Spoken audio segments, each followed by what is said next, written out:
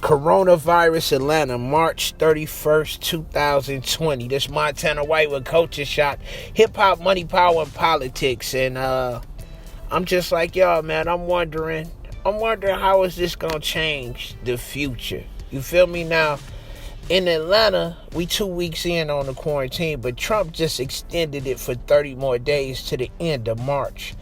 They already said the schools weren't going back into session until like April 24th, but now they're saying that they might not even bring schools back in. I heard on CNN this morning that 15% of the population will be unemployed by the time this is over with, by June, they said. And that's not even the time it's over with, but that's when it's supposedly going to hit its peak, right? Now, we're going into April. Tomorrow's the 1st. People have been out of work, but I see people out here working. I see construction people working in Atlanta. I see a lot of the restaurants are open. Things like Kinko's and stuff like that, that's been closed down. But Atlanta has such a commercial vibe to it. Like, a lot of things are open and a lot of people are still out. Like, they got the Beltline open, the parks are open, and I checked the list on cases of coronavirus. Atlanta is like number 11 in the nation. Well, Georgia is number 11 in the nation. And from what I'm understanding, with California, with Florida, with New York, like, I don't understand what's happening in Atlanta with all these people moving around and the small amount of testing that they've been doing out here. Now, I personally know a couple people that caught the coronavirus. Like, I personally know them, and they had to go through extreme measures to get tested or to get their test results, right? I went to the hospital. I got a infected saliva gland. Broke a tooth in my mouth. I went to the hospital and they didn't check me for it.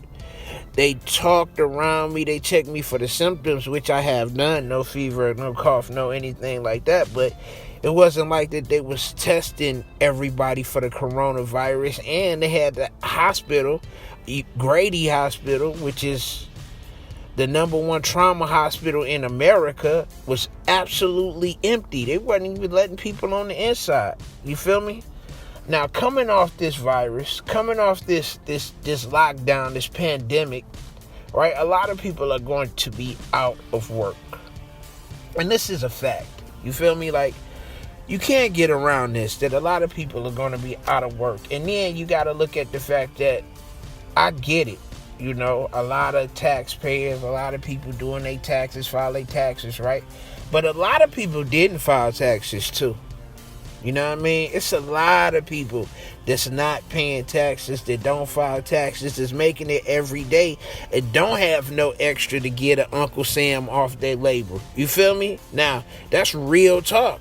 It's a lot of people out here to get to the money, man. Ain't got time to be paying the government for the privilege to work.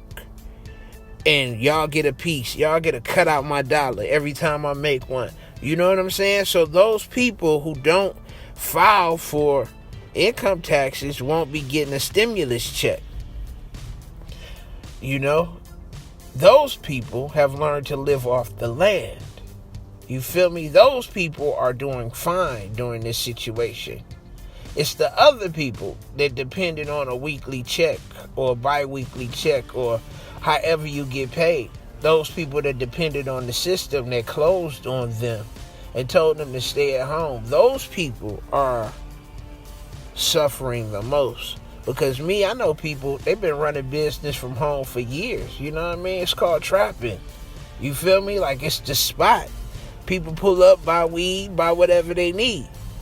That hasn't stopped that economy. Well, this pandemic hasn't stopped that economy yet. You know what I mean? Now, it'll affect the customers, because for the people that go buy a sack of weed or whatever they need to get through this thing, when money get tight, they're going to have to start tightening up too. But the one thing I bet, the drugs ain't going to stop selling, because people going to need to get high, real high, in these days and times, man, to deal with this situation, this coronavirus, and to deal with this stress that society finna put on their ass as soon as they open up them doors again. Yeah, it's a fact. As soon as they open up them doors again, the welfare office, the unemployment office, every government office is going to be so backed up that people not going to get relief for the next year. You feel me? Now, this real. So, how did this affect the streets? How's the coronavirus affected the streets, right? Of course, it's not traffic everywhere. You know what I mean? But, everybody doing their thing on the low. And for my hustlers out there, right? Y'all got to understand, too, in these times, y'all got to be forgiving these landlords and these utility companies. Don't drive the price up sky high, man. You know what I mean? Don't drive the price up sky high and keep some quality. And don't get out here with the dummy packs and putting shit in the game. You feel what I'm talking about? Because that can happen next. And once that start happening, we talking about before the unemployed, that's people with jobs, right, take to the streets.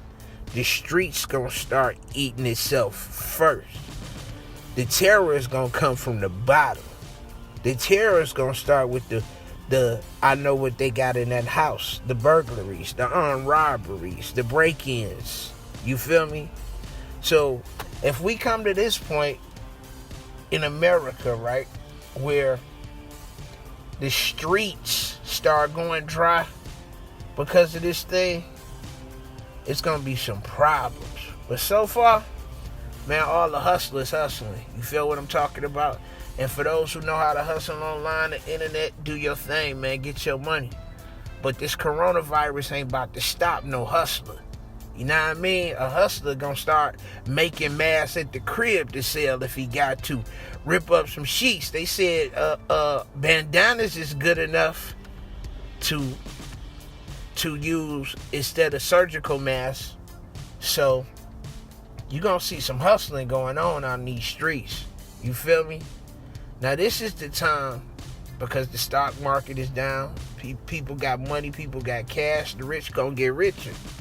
This is the time for all my hustlers and all my gangsters to put on your business hats, to come out this, to come out this thing swinging. But remember too, the more you involve yourself in the system, the more they tax you, the more they take away, the more they can take away. Now right now, guess what the hustlers doing? The hustlers showing the people who depend on the system that you don't have to depend on the system. And if it ever comes a time, to show people that you can't rely on the system, or you can't rely on your job or working for somebody like that you got to get out here and get your own, this is that time. Now the internet has become an industry within itself that people should, jump into. Get your YouTube page, pump your Facebook up, do your thing, get some money online, because it's there. You feel me? I'm swinging for it right now, but I'm a hustler. You feel me? So I'm gonna tell y'all, man, step your game up. This digital hustle real, man. This pandemic real. Social media is the next thing outside of live performance. So get on social media and you make some content, because content at this very moment is king. Find you a way to hook your content up to the internet, to somebody that's going to pay you to advertise on your content, or pay you to sponsor their product or promote their product, and you'd have found a way to make some money, man. This Montana White. Pandemic Hustle 101. Content is king. Y'all get y'all money out there. The streets gonna stay up. Culture Shop. Hip Hop, Money, and Politics. I'm out.